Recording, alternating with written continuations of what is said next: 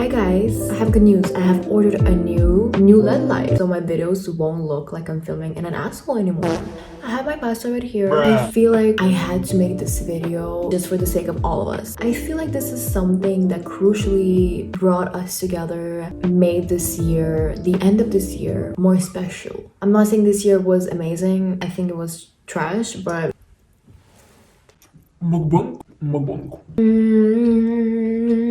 So when I heard the new album, I was like, What does he mean? What do you want to tell me? like, I know you went through a lot. You went through a literally divorce. I was like, girl, same. Not that I had a divorce, but I was like, I really feel you. She dared to open up to the point where she literally used her real life voice memos. I was like, girl, if I had put my voice memos, I would probably be canceled by everyone.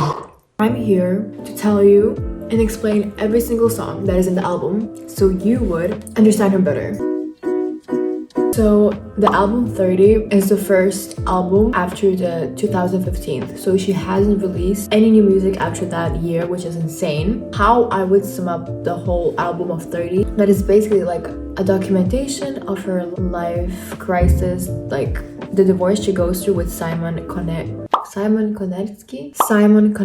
and she dedicated the whole album to her son Angelo. But it's also like about how she feels being alone, how she loves her son a lot, and how she finally feels like desire. So starting with the first song in the album, which is called Strangers by Nature. So the whole song is like an introduction to the whole album, and she ends the whole song with the words, okay, I'm ready, which is like, it's like as if she's like telling us like, okay, you know, I'm ready, let's go. I'm about to tell you what I went through this divorce. So the second song, which is the most listened one, which she like released before even releasing the whole album, is Easy on Me. And the song is basically about no longer finding a value in the river, which is basically like a metaphor for her relationship. And it's the only song in the album that is explicitly about her marriage. So in the song, she either sings it to like herself, to her son, or her husband, for them to go easy on her. And in the second verse, she basically explains her decision by these words: you can't deny how hard I have tried. I changed who I was to put you both first, but now I give up. Me. Honestly, low-key, same girl, like same. And she also has mentioned in one of the interviews that this song was about putting herself first. And yes, girl, you should always put yourself first, because, you know, at the end of the day, you have you, and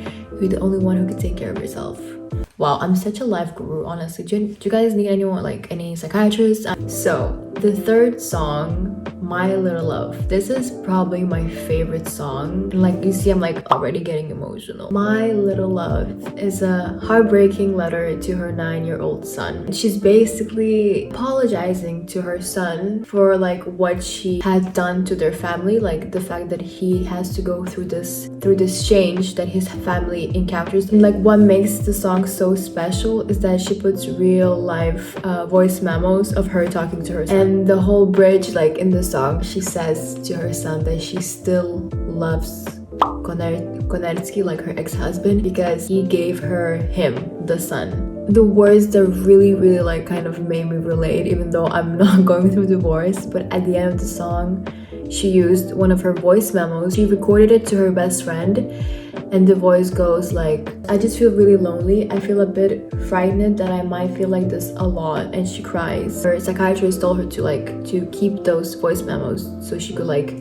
look back to them and reflect, and she used that in her song. So the fourth song, that is Cry Your Heart Out, that is like not a typical song to Adele's album at all, but this song is like a bop. It has like this beat, like you want to kind of dance, like it's, you know, a positive beat, like nothing sad about the song. And it's kind of ironic because like it's the first like 3-4 songs in the album, and then she's like, Girl, not all of my songs are gonna be that sad. And like timeline wise, it seems like the song is written like right after the divorce. Like in her recent Oprah interview, Adele has said that she's not giving up alcohol, not me, but at first I was probably keeping the alcohol industry alive. Girl, same, like literally same. So the other song, the Oh My God, another bop. This sex positive anthem about feeling, you know, yourself, feeling positive, thriving after divorce. but also feeling worried about the fact that she's a famous star. And there's just some lines in the song that give you this like, you know, woman power, feeling fearless, this whole vibe that she wants to portray, that like even though divorce is sad, it's still something that you do for yourself in order to like, you know, feel how positive you are, and like don't let the divorce get you down. I'm a grown woman and I do what I want to do.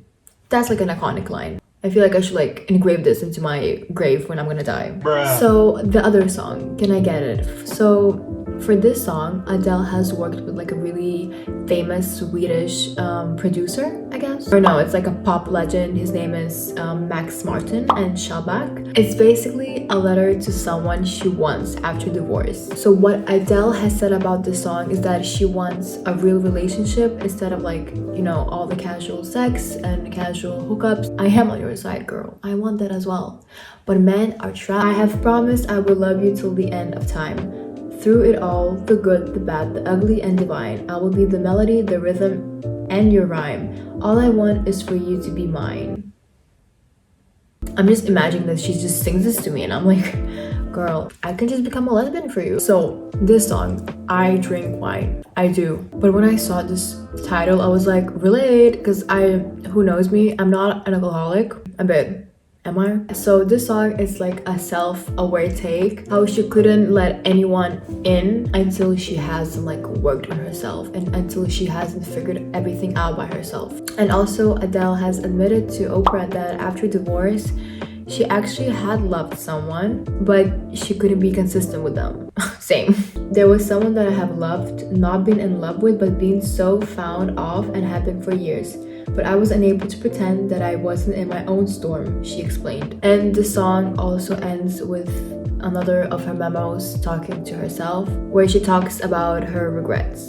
So basically like she wishes that she have like this whole period of her meeting the new guy would have happened like not right after the divorce, but rather like a bit later. So the other song, the All Night Parking. This song is like an interlude breaking the whole album into two parts. The song tracks the piano sound from the original Avril Garner, who died in 1977. So Adele is also saying that the song is about the relationship that ended up being a great learning curve, even if it was never going to work. So the other song, Woman Like Me. So if the previous song, the All Night Parking, was about the early stages of the relationship, this song is the opposite, where she talks about how this relationship is not okay. She realizes that it's not a right thing to do for her. And people say that it's a really close version to her old song, Rolling in the Deep, but it's just like less angry and more just over it.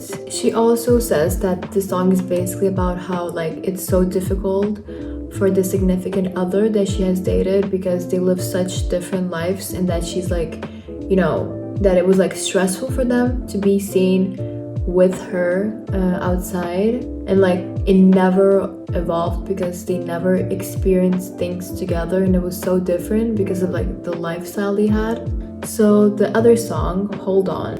So this is like a really traditional Adele-like song, like a true Adele's ballad. So Hold On, it's a letter to herself. This is basically like a letter where she is being really frustrated about her messing up her own life, but the song builds like into this really one big hope. And as the song is called Hold On, she's basically like referring it to herself. It's the process of a divorce, it's the process of becoming a single parent, the process of not seeing your child every single day.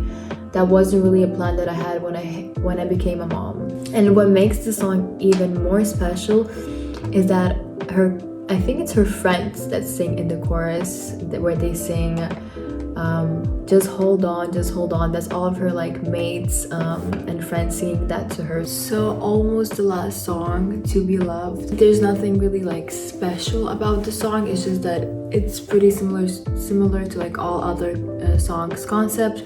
So like in this song, she's basically like sacrificing her marriage to live the truth. And I forgot which song was it, but there was some similar, so a really similar concept. And last but not least, the song Love is a Game. So since Adele begins the album with the words bringing flowers to the cemetery of my heart, and ends the album with realizing that she will do it again. So yeah, that's basically all the songs in the album and the meanings behind them. She just opened her whole soul with this album, so I think we all should be grateful. That's it for this week's video. Don't forget to like and subscribe, and I'll see you next week. Love you.